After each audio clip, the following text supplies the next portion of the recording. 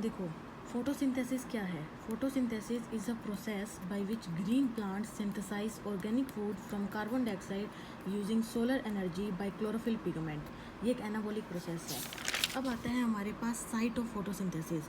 Site क्या है photosynthesis की? ग्रीन प्लास्टिड क्लोरोप्लास्ट या फिर और kitchen of the cell. Each developed chloroplast has two distinct area. एक ग्रेना होता है, एक स्ट्रोमा होता है। लाइट रिएक्शन जो होती है फोटोसिंथेसिस की वो ग्रेना के अंदर होती है, और जो डार्क रिएक्शन होती है फोटोसिंथेसिस की वो स्ट्रोमा के अंदर होती है। मैं आपको सब ये जो डायग्राम है ये सारा समझा देती हूँ, आपको सब समझ आ जाएगा। ये क्लोरोप्लास्ट है एक, ठीक है। क्लोरोप्लास्ट की ये वाली जो मेम्ब्रेन है ये आउटर मेम्ब्रेन है, ये वाली जो मेम्ब्रेन है ये इनर मेम्ब्रेन है। इन दोनों के बीच का जो स्पेस है इसे इंटर मेम्ब्रेन स्पेस कहते हैं, ठीक है। और यहाँ पे ये जो लिक्विड सा है ना इसे हम स्ट्रोमा कहते हैं। क्या कहते हैं? स्ट्रोमा कहते हैं, ठीक है। अब देखो ये जो एक ये आपको स्ट्रक्चर दिख रही होगी राउंड के अंदर, इस एक स्ट्रक्चर को हम थैलाकोइड कहते हैं। क्या कहते हैं? थैलाकोइड कहते हैं। लेकिन जब ये सब स्ट्रक्चर आपस में मिल जाती है ना तो उसे ग्रेना कहते हैं। तो लाइट रिएक्शन ग्रेना के अंदर होती है, डार्क रिएक्शन स्ट्रोमा के अंदर होती है, ठीक है।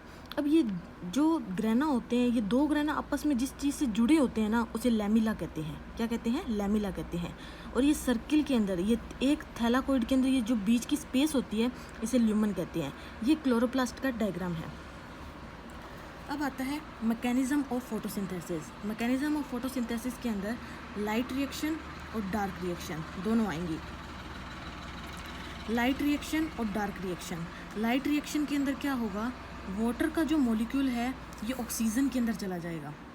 लाइट रिएक्शन के अंदर वाटर का मॉलिक्यूल सनलाइट की प्रेजेंस के अंदर ऑक्सीजन में चला जाएगा। डार्क रिएक्शन के अंदर कार्बन डाइऑक्साइड का मॉलिक्यूल इस कार्बन कंपाउंड के अंदर चला जाएगा। लाइट रिएक्शन कैसे होती है अब वो देखते हैं।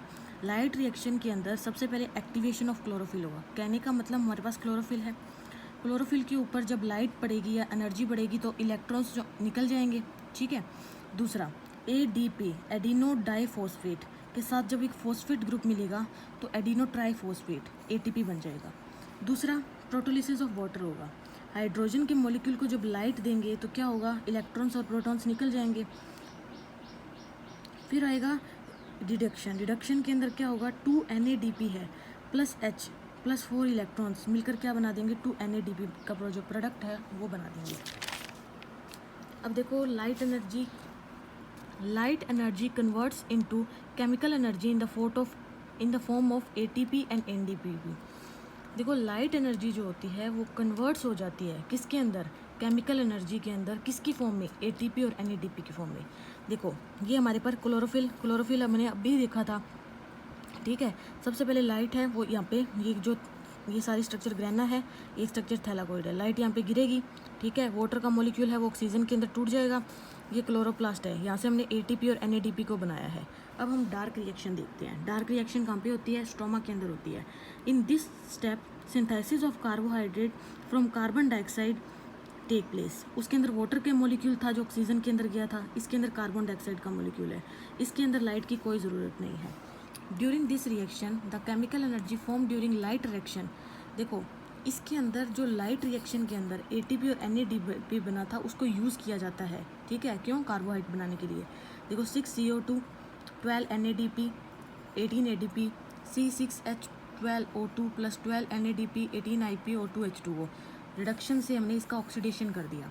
अब इसके अंदर यहाँ पे स्ट्रक्चर के अंदर देख लो, कार्बन डाइऑक्साइड इन्वायरमेंट से आएगी, ठीक है। और यहाँ पे केल्विन साइकिल है और इससे हम क्या बना देंगे? कार्बोहाइड्रेट बना देंगे।